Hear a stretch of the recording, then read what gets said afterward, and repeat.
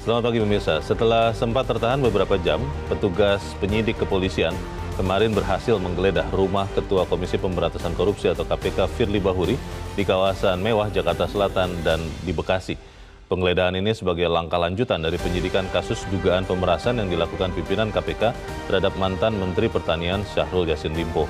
Sayangnya penggeledahan yang dilakukan penyidik selama kurang lebih 4 jam itu sepertinya belum mendapatkan hasil yang optimal.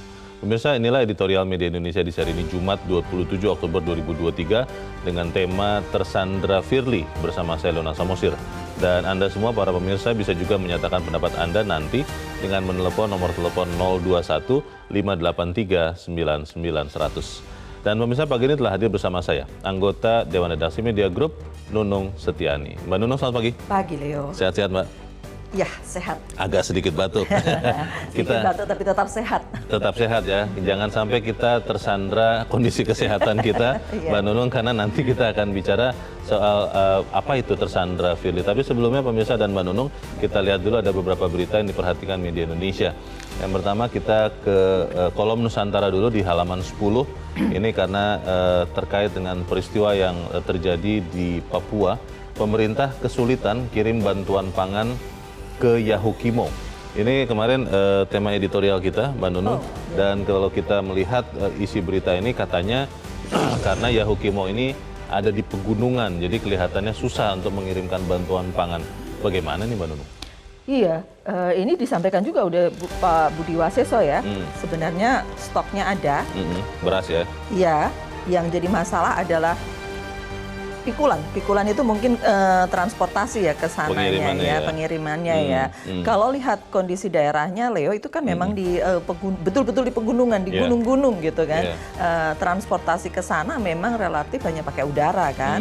Nah, itu jadi satu soal, dan kondisi cuacanya memang sedang buruk. Kita tidak tahu seberapa lama ini akan berlangsung ya kondisi cuaca yang jelek ini.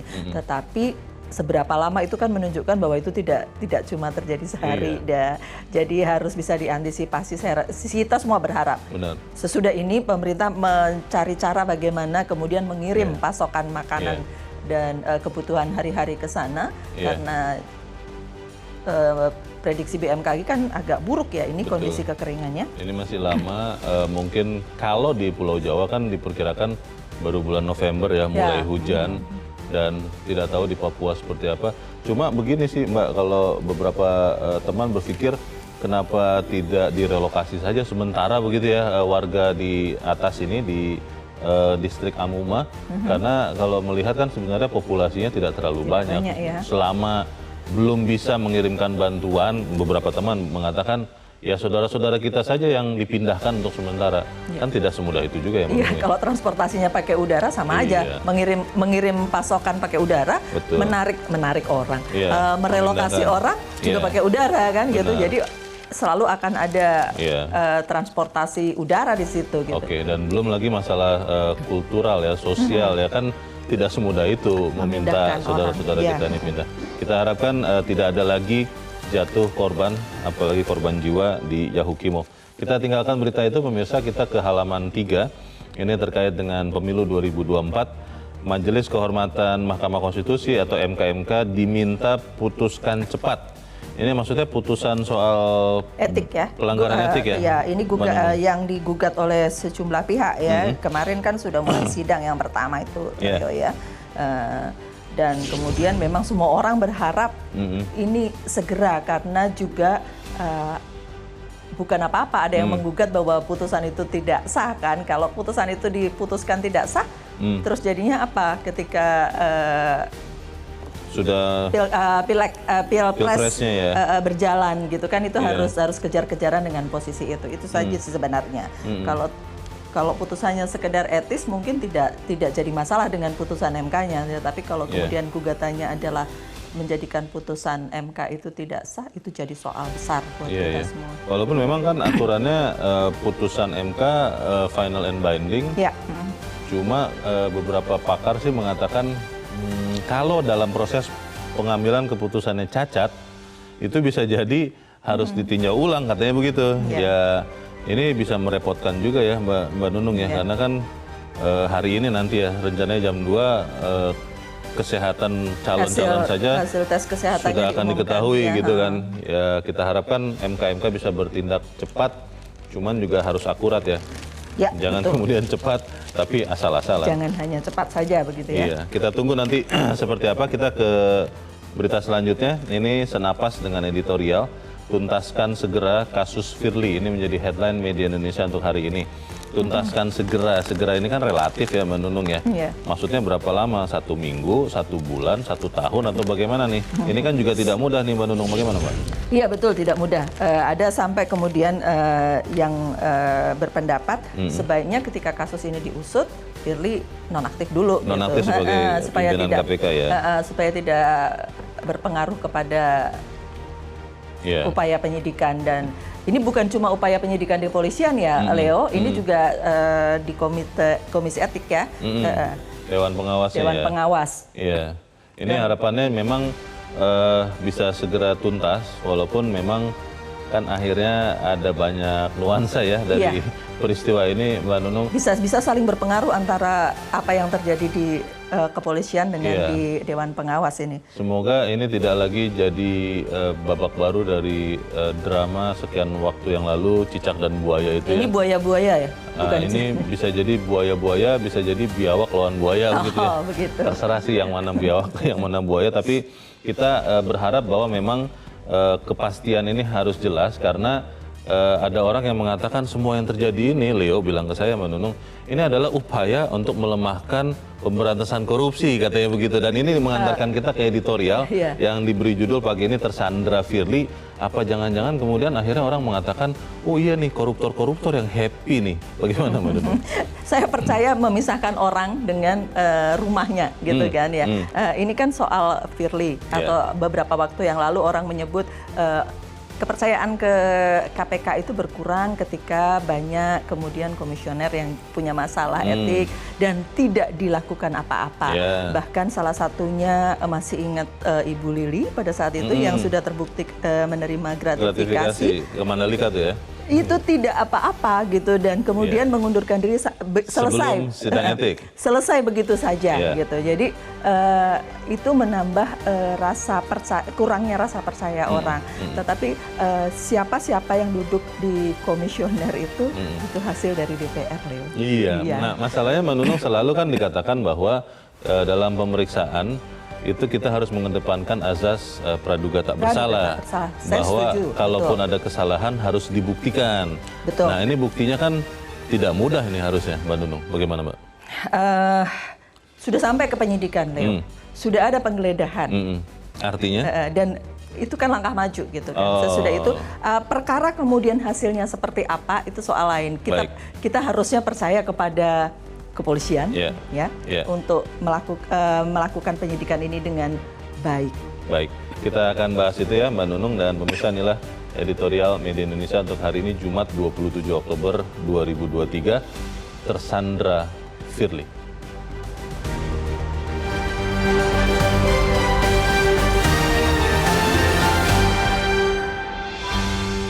Tersandra Firly.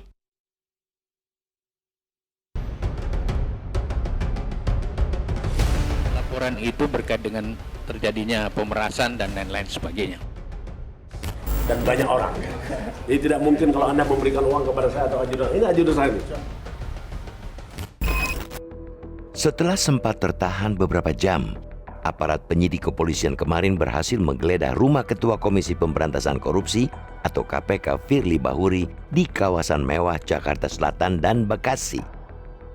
Penggeledahan ini sebagai langkah lanjutan dari penyidikan kasus dugaan pemerasan yang dilakukan pimpinan KPK terhadap mantan Menteri Pertanian Syahrul Yassin Limpo atau SYL.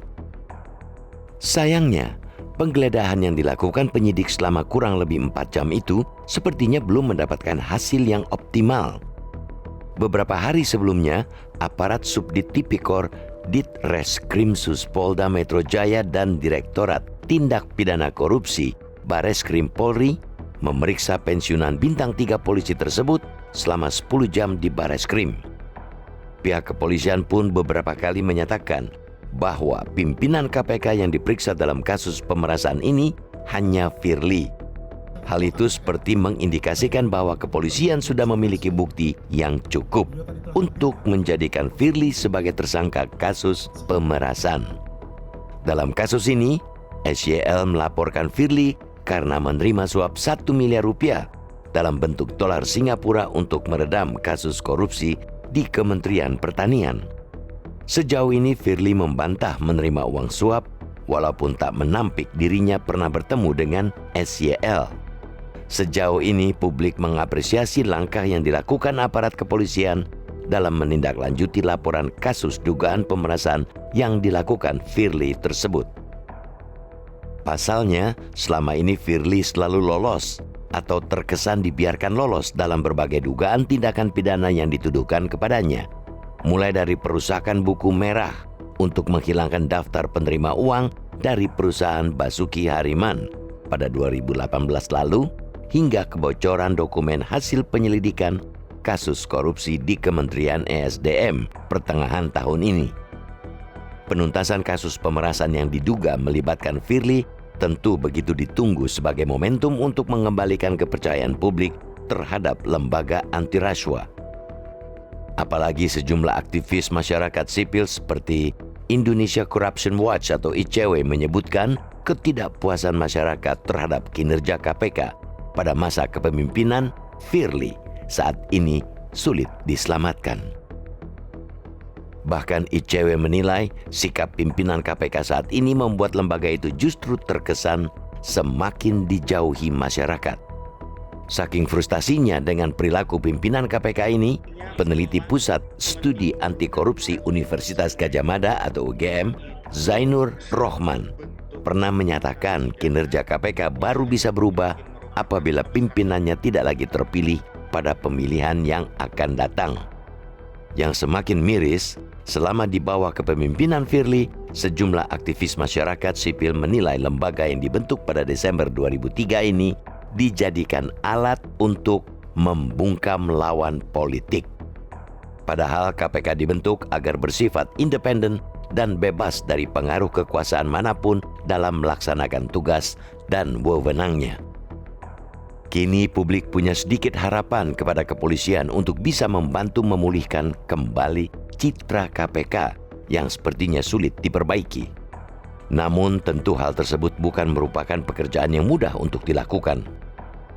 Di samping harus lebih pintar dalam melakukan penyidikan maupun penggeledahan, para penyidik kepolisian harus mempunyai keberanian dalam mengusut tuntas kasus ini. Sebab selain punya kemampuan yang relatif setara, Firly merupakan mantan Kapolda Sumsel yang notabene senior para penyidik tersebut.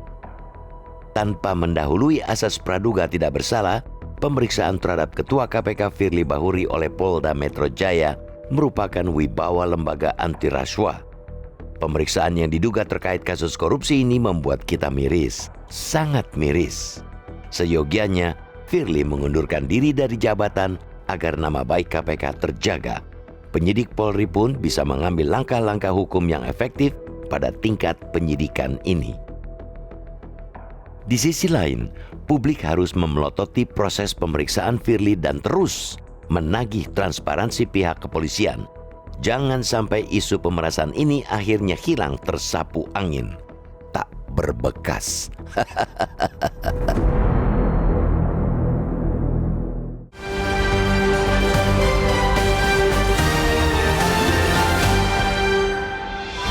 Di bagian berikut Anda bisa ikut menyatakan pendapat Anda terkait editorial pagi ini. Pemirsa, untuk saat ini tetaplah bersama kami.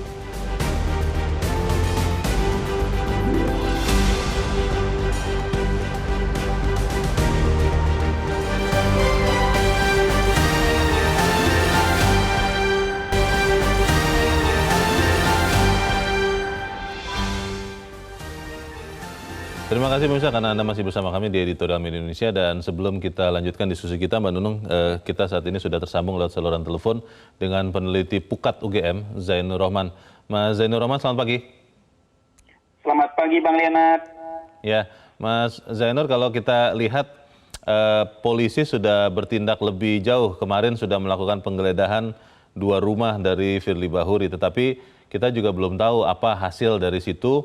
Dan kalau kita melihat bahwa Firly pun yang dimintakan sebagian orang sebenarnya untuk nonaktif dulu setidak-tidaknya juga tidak mengambil tindakan seperti itu. Apakah memang kita melihat sekarang khususnya untuk pemberantasan korupsi jadi tersandra Firly atau seperti apa menurut Anda, Mas? Ya, yang pertama saya tetap dukung upaya Polri untuk menyelesaikan dugaan perkara pemerasan oleh Firly Bahuri terhadap SYL dengan profesional sesuai dengan hukum yang berlaku. Nah, kalau kita lihat kemarin ada penggeledahan sebagaimana diatur di dalam KUHAP adalah memasuki rumah seseorang untuk melakukan pemeriksaan atau penyitaan. Tetapi sepertinya informasi yang kita dapatkan juga tidak ditemukan sesuatu yang valuable gitu ya. Ya, kita tahu bahwa FB ini adalah senior penegak hukum dengan pengalaman puluhan tahun, Jenderal Bintang 3, tentu sudah sangat hatam gitu ya Bang, di dalam memahami tindak pidana gitu ya. Jadi ya ini bukan cupu, ini suhu gitu ya Bang Leonard. Sehingga sepertinya upaya penggeledahan kemarin sependek yang kami tahu tidak ada satu hasil yang signifikan. Tetapi itu tetap bagi saya merupakan satu prosedur yang memang harus dilalui untuk melengkapi alat bukti apapun yang didapatkan atau tidak didapatkan oleh penyidik. Tidak-tidaknya itu jadi pressure Bang Leonard kepada FB. Nah, selanjutnya soal mengundurkan diri ya. Nah, dari awal kami menyampaikan agar Firly Bahuri ini mengundurkan diri. Kenapa? Karena Firly Bahuri adalah ketua dari sebuah lembaga pemberantas korupsi sedang diproses secara hukum karena diduga ini ada baru dugaan gitu ya, ada keterkaitan sangkutan perkara melakukan pemerasan. Nah, tentu ini sesuatu yang sangat tidak elok begitu ya ketika masih berada di posisinya sebagai ketua KPK. Kenapa Bang Leonard? Karena KPK sedang menyidik perkara dugaan pemerasan ex-Menteri Pertanian Syahrul Yassin Limpo, sehingga sangat mungkin kemudian bisa menimbulkan konflik kepentingan, bisa saling sandera gitu ya. Karena SYL itu juga merupakan kunci di dalam dugaan pemerasan Firly Bahuri kepada SYL. Meskipun Undang-Undang KPK baru meminta ketua KPK itu untuk diberhentikan sementara kalau sudah berstatus sebagai tersangka, tetapi ada baiknya untuk menjaga marwah institusi KPK, untuk mendukung proses pemeriksaan secara independen, juga untuk menghindari konflik kepentingan sebaiknya mundur, Bang Leonard. Kalau jalan tengahnya bukan mundur, tapi nonaktif, misalnya itu inisiatif datang dari KPK, itu bisa tidak Mas Zainur? Nah, kalau nonaktif justru secara administrasi itu tidak disediakan mekanismenya di dalam Undang-Undang KPK. Tetapi kalau mengundurkan diri, menyadari diri bahwa sudah sangat firm ini. Kalau saya melihat Bang Leonard, bola sudah di depan gawang. Ini tinggal satu gocekan terakhir, sepertinya juga Polri akan berhasil begitu kan. Jadi alangkah baiknya memang mengundurkan diri dari sekarang. Kalau tidak mengundurkan diri ya udah kita tunggu gocekan terakhir dari Polri. Kalau status tersangka maka diberhentikan sementara. Kalau sudah terdakwa maka diberhentikan tetap, Bang Leonard. Kalau belum juga tersangka, belum juga mengundurkan diri, ini kan berlangsung terus ya hari demi hari. Lalu yang tadi Mas Zainur katakan juga ada penyidikan dugaan korupsi yang dilakukan mantan-mentan. Ini kan semuanya jadi tersandera. Yang harus menengahi ini siapa? Apakah pimpinan dari para pimpinan ini, kepala negara misalnya, atau seperti apa Mas Zainur? Iya, saya mengakui bahwa benar memang tersandera posisinya Bang Leonard, saling kunci, saling punya kartu masing-masing. Nah, tadi kalau pertanyaannya siapa yang menengahi? Nah, setidak-tidaknya di internal KPK sendiri juga benturan kepentingan. Firly Bahuri harus dibebaskan dari mengakses informasi dan mengambil keputusan perkara SYL. Tidak boleh lagi tuh Firly Bahuri cawe-cawe ikut-ikut, bahkan sekadar mengetahui perkembangan perkara itu tidak boleh lagi. Kenapa? Karena ada potensi benturan kepentingan dan juga potensi menyalahgunakan kewenangan karena dirinya sedang juga diproses oleh Polri karena diduga memeras SYL. Nah, kalau tadi pertanyaannya apakah juga bisa dilakukan oleh kepala negara gitu ya? Ya kalau saya sih melihat kepala negara ya dapat melakukan himbauan gitu ya agar masing-masing masing-masing institusi penegak hukum ini menjalankan tugasnya dengan profesional, tidak menggunakan kasus ini sebagai sarana untuk saling mengunci, Bang Leonard, gitu ya. Tetapi semua harus dikembalikan kepada proses hukum sebagaimana peraturan yang berlaku di dalam Kitab Undang-Undang Hukum Acara Pidana, Bang Leonard. Mas Zainur, terakhir ya, kalau Anda lihat ada tidak potensi kasus ini menjadi episode terbaru dari cicak versus buaya, atau sekarang katanya sudah jadi buaya versus buaya, atau ada mengatakan komodo lawan buaya begitu. Ada arah ke situ tidak ini, Mas Zainur? Ya, ini cukup berbeda ya dengan dulu gitu ya, ketika cicak buaya. Kalau dulu kan alat bukti untuk menersangkakan pimpinan KPK itu juga tidak jelas. Kalau sekarang sangat jelas, ada foto beredar pertemuan. Pertemuan itu kan melanggar pasal 36 Undang-Undang KPK, itu pidana diancam 5 tahun di dalam pasal 65-nya gitu ya. Publik tahu bahwa ini adalah satu pengusutan perkara yang dilakukan oleh Polri berdasarkan alat bukti yang jelas. Jadi publik tidak seperti dulu berbondong-bondong ke KPK, membuat rantai manusia, melindungi KPK, melakukan demonstrasi, menghadap presiden untuk mengeluarkan perpu dan seterusnya. Ini publik tahu betul bahwa bukan diserang balik oleh koruptor, tetapi satu proses penegakan hukum kepada orang yang diduga menyalahgunakan kewenangan, melanggar undang-undang, dan bahkan diduga melakukan tindak pidana korupsi. Bahwa memang ini kemudian seakan-akan saling sandra, memang itu betul, Bang Leonard. Sehingga yang diharapkan adalah perkara di Polri harus segera dipercepat, diberikan atensi prioritas agar segera jelas statusnya. Itu yang diharapkan oleh publik, segera ada ketegasan dari Polri, Bang Leonard.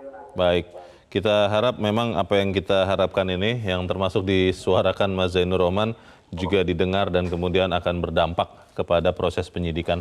Terima kasih peneliti Pukat UGM Zainur Rohman sudah mencerahkan kami pagi ini. Selamat pagi, Mas Zainur.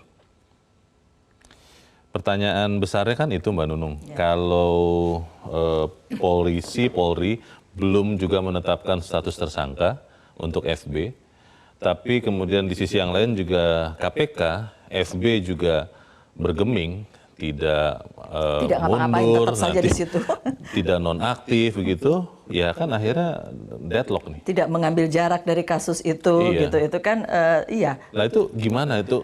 Kita menunggu saja waktu berjalan atau seperti apa? Itu yang kemudian disebut editorial jadi tersandra. Salah satu hal kemudian yang membuat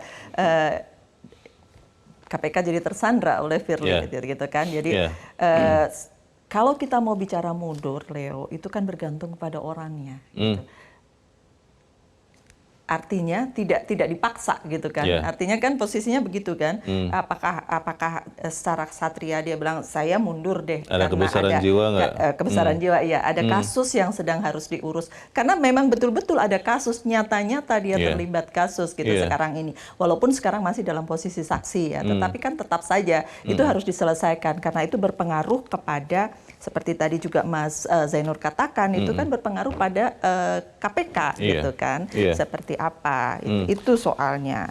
Kalau kemudian tadi Mas Zainur Rohman kan mengatakan mekanisme nonaktif itu tidak ada. Iya, kalau mekanisme nonaktif tidak ada, artinya hanya mekanisme mundur. Iya, mekanisme mundur atau kemudian tidak ikut campur gitu ke kasus itu supaya tidak ada benturan kepentingan gitu kan. Tapi itu semuanya kan ada di dalam diri Pak Firly dan kemudian mungkin di antara komisioner KPK untuk membuat putusan sudah deh gitu, ya nggak usah ikut dalam kasus ini. Artinya supaya orang di luar percaya bahwa tidak ada sangkut pautnya gitu, tidak akan terpengaruh dengan kasus yang satunya lagi. Kan kasusnya memang berhubungan gitu. Tadi Mas Zainur Rohman juga mengatakan, Mbak Nunung, bahwa bertemu dengan pihak yang bermasalah, berperkara, itu atau juga terkait sudah dengan perkara itu tidak boleh. Itu sudah pelanggaran undang-undang KPK. Nah, belum tahu juga apakah kemudian ada pertukaran entah uang atau yang lain, ada pemerasan atau ada suap. Tapi bertemunya saja sudah salah. Nah, kalau kemudian berdasarkan undang-undang itu, Dewan Pengawas kan harusnya sudah memutuskan sesuatu dari KPK. Itu persoalan besar ya, Leo. Itu dia. Ini pertanyaannya kan akhirnya masyarakat jadi mengira-ngira bahwa ini kelihatannya semangat kolektif kolegial di KPK, baik pimpinan sampai Dewan Pengawas, ini luar biasa solid. Itu bagaimana teman-teman? Iya, karena kita beralih ke Dewan Pengawas. Karena sesungguhnya trust, kepercayaan kepada Dewan Pengawas itu banyak orang sekarang sudah mulai ragu gitu kan, karena ada hal yang gugatan dimasukkan ke mereka, ada sekian beberapa kasus, bukti, sekian kasus tidak ada yang diputus bersalah gitu, kecuali ada pelanggaran administratif atau ada gitu, itu satu hal gitu. Itu jadi masalah gitu kan. Bayangkan saja yang kemarin digeledah, tiba-tiba kita tahu bahwa ada rumah Kartanegara. Iya. Ada nyaris kita tidak tahu gitu. Kalau di dalam berita dikatakan rumah itu di Jalan Kertanegara adalah safe house. Yang menurut Pak Saud Situmorang, kalau safe house ya itu harus diketahui oleh semua, yang lain. Diketahui oleh yang lain. Dan safe house di Kartanegara itu pakai uang negara mestinya kan? Iya. Itu sudah pasti harus ketahuan itu karena ada pengeluarannya jelas gitu kan ya. Yang paling seru dari ini adalah pengacara Pak Syahrul itu mengatakan bahwa Pak Syahrul pernah bertemu di rumah di Jalan Kertanegara ini gitu. Di safe house yang disebut safe house dan mungkin kemudian, supaya safe itu pertemuannya. Kemudian pengacaranya Pak Firly menyebut bahwa rumah itu bukan rumah Pak Firly tapi sewa. Sewa dengan uang siapa? Itu satu hal lagi gitu kan. Kalau melihat gelagatnya ya Mbak Nunung, memang kan kita tetap mengedepankan azas praduga tak bersalah. Kita harus punya alat bukti yang kuat yang menegaskan apakah benar ada dugaan pemerasan atau pemerasan terjadi. Dan kalau kita melihat gelagatnya, KPK juga kelihatannya belum punya niat untuk legowo mendorong pimpinannya untuk mundur atau nonaktif minimal begitulah, walaupun tidak ada mekanisme administrasi. Sementara polisi juga masih terus mencari bukti, belum tersangka juga. Deadlock ini mau sampai kapan? Ada satu hal yang sekarang KPK pasti minimal dia akan sebut bahwa kooperatif. Tidak mungkin kemudian membela terang-terangan gitu kan. Itu jelas akan jadi sebuah kekeliruan menurut saya gitu kan.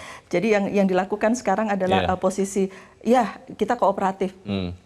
Itu gitu. Itu paling minimal itu gitu. Paling tidak itu sudah modal untuk kemudian pihak kepolisian juga melakukan sesuatu segera. Persoalannya adalah segera. Masalahnya waktu ini Mbak, karena saya membaca-baca lagi kasus cicak buaya dulu, walaupun menurut banyak orang itu beda dengan kasus sekarang, tapi itu juga terjadi gara-gara waktu itu pengusutannya lama dan seperti bola salju makin lama makin besar.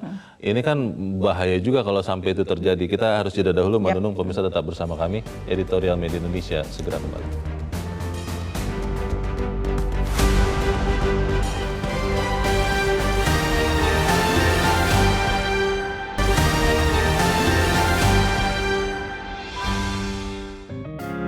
Media Indonesia mengajak Anda untuk mengakses fitur premium e-paper. Dengan sajian konten berbasis intelektual dan meneguhkan kebangsaan, Media Indonesia tampil dengan lebih dinamis melalui e-paper Media Indonesia yang dapat Anda akses kapan saja, di mana saja. Caranya mudah, download aplikasi Media Indonesia di Android atau ketik link e-paper.mediaindonesia.com atau bisa scan QR Code pada layar kaca Anda. Klik tab e-paper di bagian samping layar tablet Anda, daftarkan data diri, serta pilih paket berlangganan e-paper Media Indonesia sesuai dengan kebutuhan Anda. Nikmati juga bonus spesial tambahan 4 halaman rubrik fokus setiap hari. Semua bisa Anda dapatkan hanya di e-paper Media Indonesia. Untuk informasi lebih lanjut, hubungi customer service di nomor 0811 1201 2018 atau kunjungi media sosial @Media Indonesia. Media Indonesia, referensi bangsa. Terima kasih Anda masih bersama kami di Editorial Media Indonesia, pemirsa. Dan sebelum kita berlanjut diskusi, Mbak Nunung, kita mau mendengarkan juga pendapat dari pemirsa Metro TV. Saat ini kita sudah terhubung dengan pemirsa Metro TV di Bekasi, Jawa Barat. Ada Pak Ondo. Pak Ondo, selamat pagi. Selamat pagi, Bung Leo. Selamat pagi, Bu Nunung. Selamat pagi, Pak Ondo. Bagaimana Pak pendapat Anda, Pak? Silakan, Pak. Iya, tersandra Firly. Sampai kapan kita tersandra? Jangan sampai terjadi tukar guling ya. Saya itu mengantisipasi juga ke situ. Dewas KPK itu masih tidur kali ya, belum bangun juga. Saya nyarankan ini ke Pak Firly, mundur sajalah Pak Firly biar mudah dan gentleman. Sebagai rakyat biasa, saya merasa miris sekali di mana akhir-akhir ini ada dua lembaga judisial, MK dan KPK ini maruahnya terpuruk ke bawah. Saya menunggu nih kepolisian RI itu tidak pilih-pilih dalam hal melakukan penegakan hukum, equality before the law. Jangan sampai polisi periksa polisi hasilnya lari gitu ya. Aneh juga nih, rumah tembus ke toko yang ada di belakang tuh, yang di Galaksi Bekasi itu. Yeah. Saya berpikir nih, tembus ke belakang ke toko ini untuk jalan menyelamatkan diri atau jalan menyelamatkan tamu. Aneh juga kan? Ada juga rumah bintang 1 dan pengusaha tetangganya diperiksa.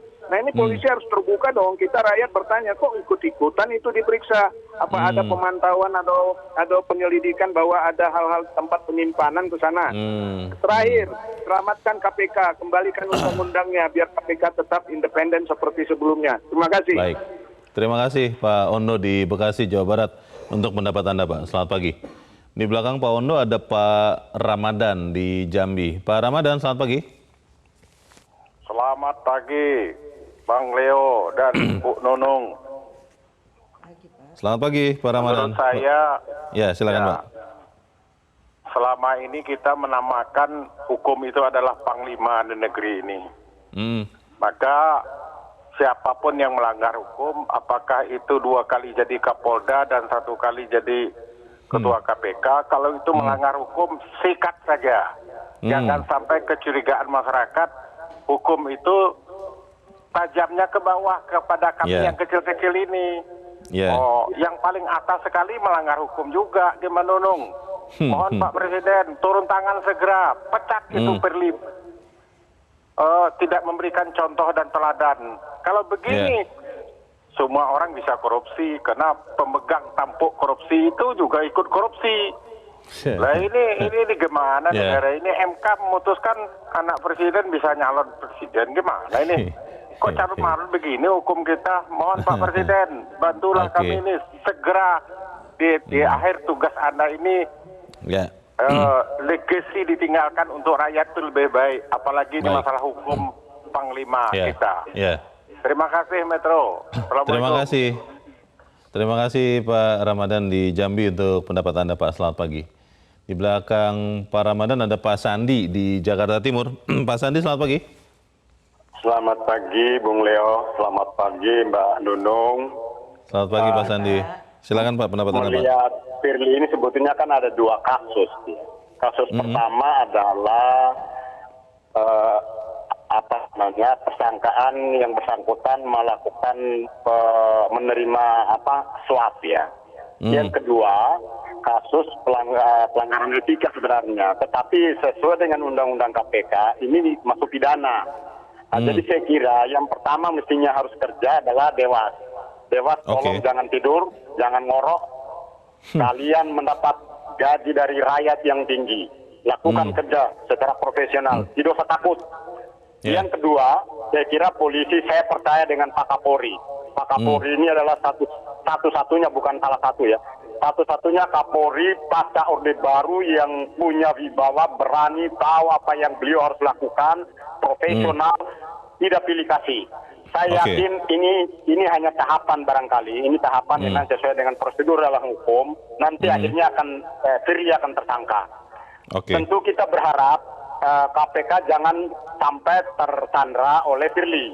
Nah, kalau kemudian misalnya nanti ini berlarut-larut, saya sepakat karena KPK ini bukan lagi lembaga independen, dia sudah masuk dalam rumpun eksekutif, maka Presiden sebagai kepala pemerintahan maupun sebagai kepala negara sebetulnya berkewajiban untuk mengambil alih, nonaktifkan, tentu tetap dengan prinsip presumption of innocence. Dia tetap praduga tak bersalah dalam konteks hukum. Nah, sehingga benar-benar KPK ini jangan lagi seperti yang tetangganya yang tidak jauh di daerah dekat Monas sana, yang juga terlibat yang akhirnya semuanya lembaga negara kita jadi marwahnya hilang, tidak lagi dipercaya oleh negara, oleh masyarakat. Terima kasih Pak Sandi di Jakarta Timur untuk pendapat Anda Pak. Selamat pagi. Pemirsa, melihat masalah ini Dan tadi ada 2 kali pemirsa mengatakan Dewan Pengawas KPK jangan tidur. Jangan tidur, iya. Padahal jam segini kan sudah tidak tidur ya seharusnya. Tapi ini artinya apa nih Mbak Nunung? Apakah masyarakat bisa melihat dengan jeli maunya lebih cepat atau seperti apa Mbak Nunung? Dari pemberitaan, dari komentar masyarakat di medsos begitu kan ya. Ini menunjukkan bahwa kepercayaan masyarakat kepada Dewas itu tergerus. Yeah. Itu satu soal yang kita sudah tahu jelas gitu kan. Jadi kenapa kemudian mereka berharap, posisinya kan kalimatnya begini, saya yakin Dewas akan segera melakukan sesuatu. Bukan itu kan yang kalimat yang disebut, bukan. Jangan tidur. Nah, itu berarti negatif banget gitu. Itu artinya posisinya kepercayaannya turun. Jangan sampai kemudian KPK juga ikut turun lebih jauh lagi. Karena gitu. kasus Firly Karena kasus ini. Itu yang harus, menurut saya itu yang harus segera dijaga gitu. Dan sayangnya tidak cuma bisa dikerjakan oleh KPK saja, tetapi juga oleh polisi. Polisinya jalan, KPK-nya juga melakukan sesuatu menurut saya ya. Kalau KPK diharapkan tadi oleh beberapa pemirsa mundurlah katanya, atau minimal nonaktifkan. Bahkan ada pemirsa yang mengatakan ya presiden karena sekarang di undang-undang yang baru banget sudah ya. Itu dia sudah menjadi bagian dari rumpun eksekutif KPK-nya. Ya presiden sebagai pimpinan eksekutif bikin dia supaya tidak ambil lagi, tindakan gitu, begitu. ambil tindakan. Apakah perlu harus presiden yang turun tangan atau kita masih percaya bahwa KPK juga masih punya integritas, masih punya harga diri untuk tetap menjaga kepercayaan masyarakat terhadap institusinya? Ya, saya berpikir kalau itu sampai ke presiden, itu kepercayaan masyarakat kepada KPK akan lebih turun lagi. Ya, itu saja. Agak berbahaya sebenarnya ya. Yang lembaga yang tadinya awalnya dielu-elukan sebagai paling dipercaya sempat sekian masa kan Mbak? Paling dipercaya dibandingkan lembaga penegak hukum lain. Nyaris orang berharap dia bisa melakukan apa saja untuk membuat hukum ini tegak, untuk membuat para koruptor bisa mendapatkan hukumannya. Menjadi seperti ini itu sangat disayangkan ya. Tapi ini mungkin juga pelajaran buat anggota dewan ya, Leo. Anggota dewan? Iya. Pada saat nanti ada pemilihan lagi, hati-hati. Pada saat pemilihan komisioner yang baru. Karena komisioner yang sekarang kan sudah diperpanjang itu ya, diberikan penghargaan itu tambahan 1 tahun. Tadi ada Pak Sandi ya dari Jakarta Timur yang mengatakan bahwa ini harusnya bisa segera diselesaikan karena kalau tidak pemberantasan korupsi yang lain juga bisa jadi terhambat.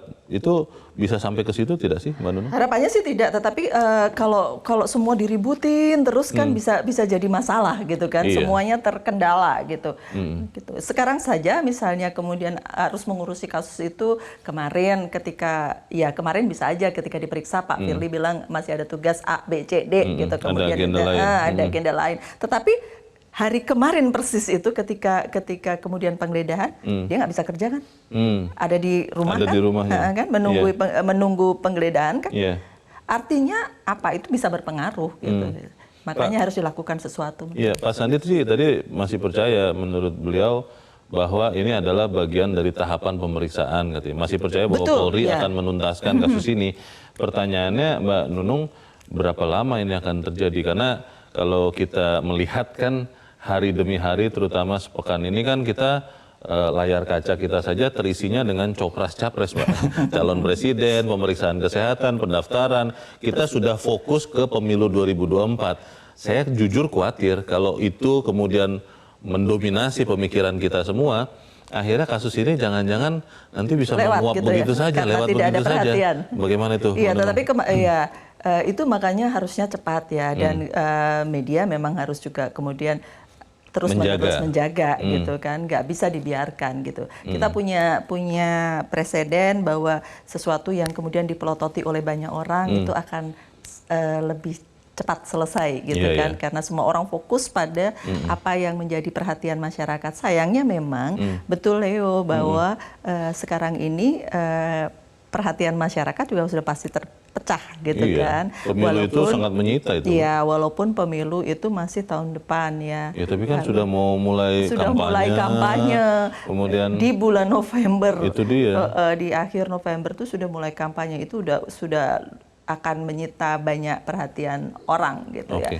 Makanya kita berharapnya betul bapak-bapak ini tadi, Pak Ondo, Pak Ramadan, Pak Sandi yang mengharapkan ini cepat selesai. Jangan sampai jadi tukar guling, jangan sampai jadi soal. Di sekian peristiwa penyanderaan, saya termasuk orang yang suka menonton film penyanderaan, terorisme, Mbak Nunung.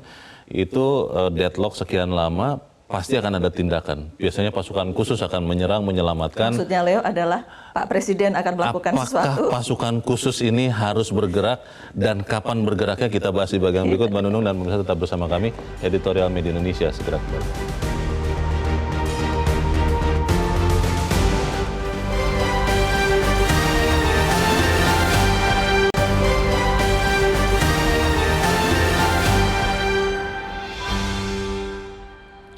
Terima kasih Anda masih bersama kami pemirsa, dan kita ada di bagian akhir dari diskusi kita pagi ini.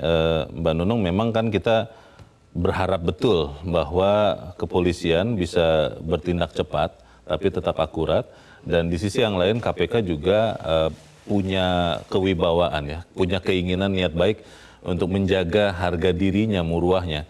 Tapi kalau sama-sama bergeming, tidak bergerak cepat, akhirnya kan posisi penyanderaan atau saya tidak tahu siapa yang tersandra, siapa yang menyandra ini kan akan terus terjadi. Atau saling sandra gitu ya, itu tidak dia. tahu ya. Dan di sekian kali penyanderaan pasti ada pasukan khusus yang masuk untuk membebaskan yang tersandra. Pasukan khusus di sini kan tadi sudah disebutkan beberapa kali. Harusnya karena apalagi KPK sekarang masuk rumpun eksekutif, pimpinan eksekutif yang mengambil tindakan. Itu harus segera, kapan, atau jangan-jangan menunggu nanti selesai pemilu, Mbak, supaya fokusnya kan sekarang ke pemilu dulu begitu. Jangan-jangan tergantung kepentingan ya. Nah itu dia, bagaimana Mbak Nunung? Tetapi satu hal saya berpikir ada satu lagi yang kemudian kita perlu ingat, ada Dewan Pengawas di situ. Dewan Pengawas? KPK. Oh masih ada? Ya. yang dimintakan supaya tidak tidur tadi oleh bapak-bapak yang menelpon ke kita, masyarakat yang menelpon ke kita. Bisa kita berharap ke Dewan Pengawas itu, Mbak Nunung? Kan kita harus membuka semua pengharapan. Ya. Jangan buru-buru sampai ke posisi akhir. Dengan kondisi disorot seperti ini, kita berharaplah kali ini Dewan Pengawas betul-betul melakukan pekerjaannya. Iya. Dan karena kan seperti Pak Sandi katakan, tadi juga Mas Zainur katakan, ada dua hal kan di situ. Apakah dia menerima suap? Kalau tidak, bertemu pun sebuah soal gitu di situ. Ya. Jadi itu dua hal yang harus dikerjakan gitu kan. Polisi mengerjakan satu hal, rasanya Dewan Pengawas harus mengerjakan hal yang lain. Sebelum kita mencapai posisi Leo tadi katakan, harus ada aksi terakhir yang harus dibuat. Tapi kalau soal Dewan Pengawas ya Mbak Nunung, kan kita tahu ya, tadi Mbak Nunung sudah sebutkan mantan komisioner yang menerima gratifikasi nonton balapan di kemudian Mandalika. Lolos begitu saja. Itu kan mengundurkan diri sebelum sidang etik. Lalu ada komisioner yang masih aktif, saya sebut saja J lah ya, inisialnya. Itu berbagai dugaan, tapi kan aman-aman terus. Ini adalah seorang FB yang adalah ketua loh. Apa iya Dewan Pengawas berani, mau, kan ini ketua loh, kalau di sebuah suku gitu, ini ketua sukunya, kepala sukunya nih, bagaimana? Ketika Dewan Pengawas kemudian punya wewenang untuk melakukan itu, saya mulai lagi dengan posisi kita tidak boleh putus harapan. Kita tidak boleh putus harapan, mari kita berharap, kita jangan buru-buru. Dewan Pengawas itu isinya orang-orang hebat sebenarnya. Punya integritas. Rekam jejak yang jelas. Iya, rekam jejaknya jelas. Jadi ada satu hal yang kita tidak boleh putus harapan. Jangan sampai kasus ini berpengaruh kepada makin buruknya kepercayaan publik kepada KPK. Selain Dewan Pengawas, agak mengerikan kalau makin buruk kepercayaan orang terhadap penegakan hukum. Masalahnya Mbak Nunung, hidup itu kan katanya tidak ideal. Harapan itu sering tidak terjawab. Kalau ternyata Dewan Pengawas KPK tidak memenuhi harapan kita, apakah kemudian, saya rasa akan jadi ramai nantinya. Apakah kemudian kepala negara sebagai pimpinan eksekutif menertibkan KPK-nya? Itu masih berharap juga jatuhnya. Masih berharap juga. Jadi tetap saja masih ada posisi, karena tidak ada yang kemudian bisa menekannya juga kan, untuk melakukan sesuatu. Jadi, rakyat, kita semua. Harapan lagi gitu bahwa akan ada yang bergerak. Jadi rasanya memang harus ada yang bergerak. Kita harap memang apa yang kita sampaikan ini juga adalah menjadi bagian dari memperbaiki kondisi penegakan hukum ya Mbak Nunung, terutama pemberantasan korupsi, jangan sampai ada pihak yang menyandra dan tersandra. Kita ikuti nanti perkembangan kasus ini seperti apa. Untuk saat ini terima kasih Mbak Nunung Setiani sudah hadir di tempat ini. Selamat pagi Mbak. Pagi. Pemirsa, tanpa menyampingkan asas praduga tak bersalah, pemeriksaan terhadap Ketua KPK Firly Bahuri oleh Polda Metro Jaya menurunkan wibawa lembaga anti rasuah ini. Pemeriksaan yang juga diduga terkait kasus korupsi ini membuat kita miris, sangat prihatin. Seyogianya Firly mengundurkan diri dari jabatan agar nama baik KPK tetap terjaga. Penyidik Polri pun bisa mengambil langkah-langkah hukum yang efektif pada tingkat penyidikan ini. Di sisi lain, publik, Anda, saya harus memelototi proses pemeriksaan ini dan terus menagih transparansi pihak kepolisian. Jangan sampai isu pemerasan ini hilang tersapu angin, tidak berbekas. Saya Lona Samosir, terima kasih Anda sudah menyimak editorial Media Indonesia untuk pagi ini. Terus jaga kesehatan Anda, terus jaga nurani Anda. Selamat pagi, sampai jumpa.